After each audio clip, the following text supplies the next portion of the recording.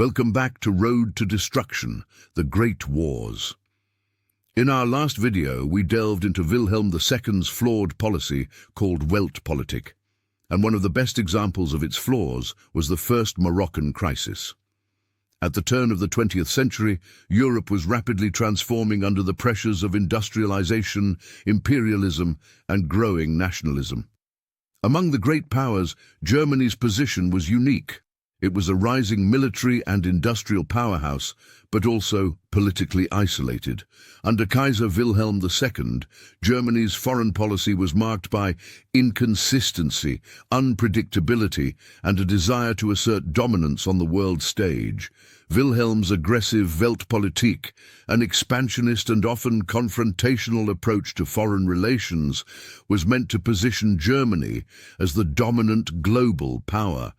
However, this strategy had the opposite effect, especially in Europe, where Germany found itself increasingly alienated from key allies. One of Wilhelm's most significant foreign policy moves was the naval expansion, which directly antagonized Britain, the world's most powerful naval nation. The British had long been accustomed to maintaining naval supremacy, and Germany's rising naval power threatened this position, pushing Britain closer to France. Meanwhile, Wilhelm's failure to renew critical diplomatic agreements, particularly with Russia, left Germany vulnerable in its relations with other powers. As the German Empire began to feel more and more isolated, Wilhelm's foreign policy was starting to show signs of tension. It was in this context of growing European anxiety that Morocco, a strategically important region in North Africa, became a flashpoint. Germany saw an opportunity to challenge the status quo, specifically targeting the growing Anglo-French alliance. France had long been interested in expanding its influence in Morocco, a vital region for both strategic and economic reasons. But the real question was whether his bold strategy would succeed or backfire. What began as a calculated move in Morocco would soon become one of Germany's greatest diplomatic miscalculations, a turning point that would have major consequences for Europe in the years to come.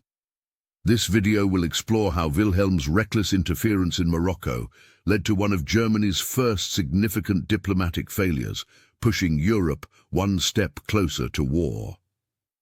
In order to understand why Kaiser Wilhelm II chose Morocco as the focal point for his diplomatic challenge, we need to understand the broader context of European colonial ambitions and the geopolitical situation of the time.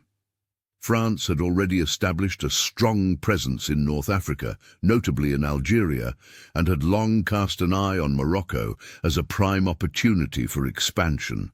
For France, securing control over Morocco was crucial for consolidating its position in the Mediterranean and bolstering its colonial empire. However, Germany saw France's increasing influence in Morocco as a potential threat to the balance of power in Europe.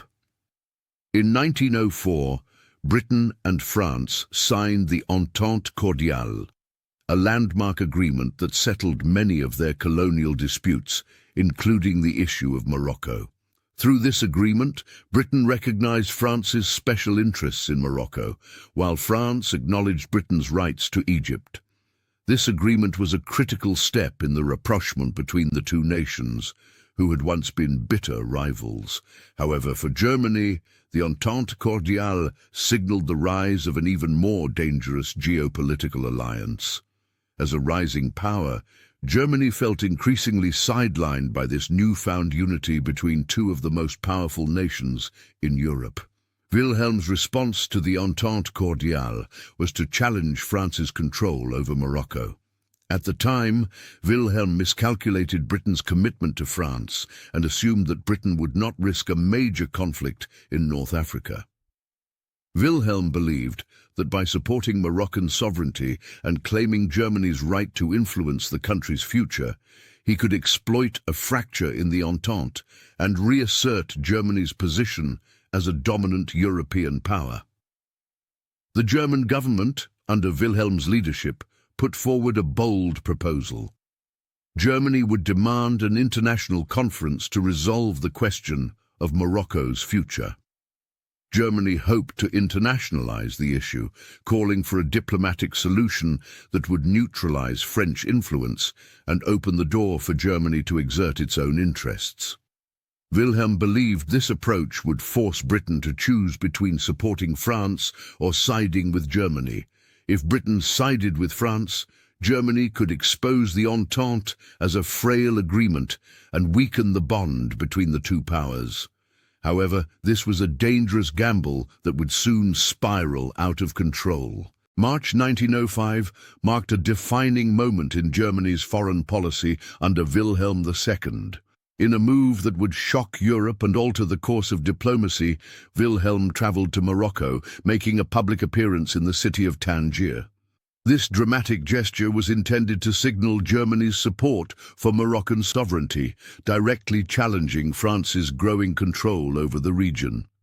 Wilhelm's speech in Tangier was a bold declaration of Germany's intentions, claiming that Germany had just as much right as France to influence Morocco's future.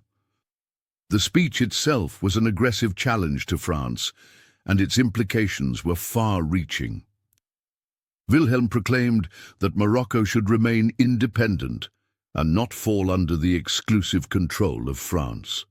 In his rhetoric, he made it clear that Germany was not just defending Morocco's sovereignty, but also asserting Germany's interests in the region.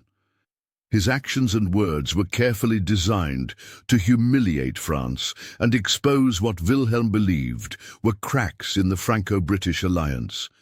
Germany's influence, Wilhelm hoped, would be restored by forcing Britain to abandon France, which would have weakened the Entente and undermined the balance of power in Europe. However, Wilhelm's dramatic intervention in Tangier quickly backfired. Rather than exposing divisions between Britain and France, his actions united the two powers. The British, who had been cautiously drawn closer to France in the previous years, saw Wilhelm's interference in Morocco as a direct challenge to their interests. Britain had long considered Morocco a strategic concern, and Wilhelm's public stance undermined British influence in the region. Instead of forcing Britain to remain neutral, Wilhelm inadvertently solidified the British commitment to France's position. In the face of mounting diplomatic pressure, Germany's actions pushed both France and Britain to call for an international conference to resolve the situation. This conference, held in Algeciras, Spain, in 1906, would be Germany's chance to assert its position on Morocco. At the Algeciras conference, the stakes were high. Germany presented its case for Morocco's internationalization, hoping to gain support for a neutral, multilateral approach to the region. Germany's representatives sought to gather backing for Morocco's independence, but they were quickly met with resistance from almost every major European power. Despite Germany's efforts, the outcome of the conference was a diplomatic disaster. The conference highlighted Germany's growing isolation in Europe. While Germany hoped to rally support for its claims, it found itself largely standing alone.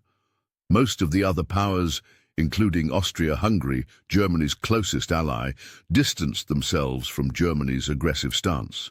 Even Austria-Hungary, which traditionally supported Germany, did not fully back Wilhelm's actions, signaling that Germany's reputation had suffered.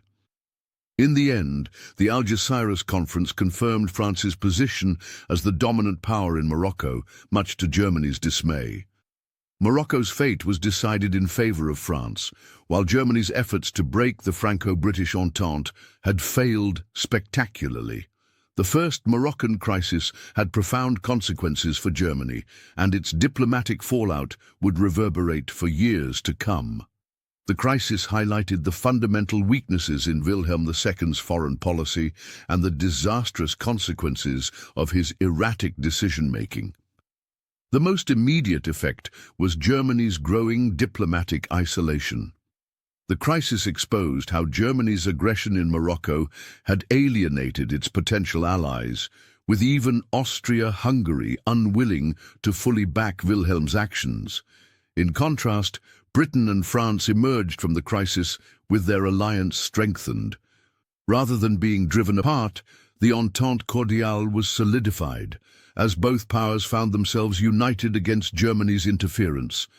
By challenging France and failing to garner support for its cause, Germany's international standing was significantly diminished. This diplomatic failure exposed the growing weaknesses of Wilhelm II's foreign policy. His impulsiveness and lack of foresight were becoming clear to Europe's other great powers. Rather than playing a calculated diplomatic game, Wilhelm acted on his instincts, often without fully considering the long-term consequences and unable to navigate the complex web of alliances and rivalries that defined European politics in the early 20th century. The fallout from the Moroccan crisis was just one of several incidents that pushed Europe closer to war. In our next video, we'll delve into the Bosnian crisis of 1908, an event that saw Austria-Hungary annex Bosnia and Herzegovina, drawing fierce opposition from Serbia and Russia. This crisis further destabilized the delicate balance of power in Europe, exacerbating tensions between the great powers. Stay tuned as we break down how these series of crises acted as building blocks that would ultimately lead to the eruption of World War I. Like and subscribe, as you won't want to miss it.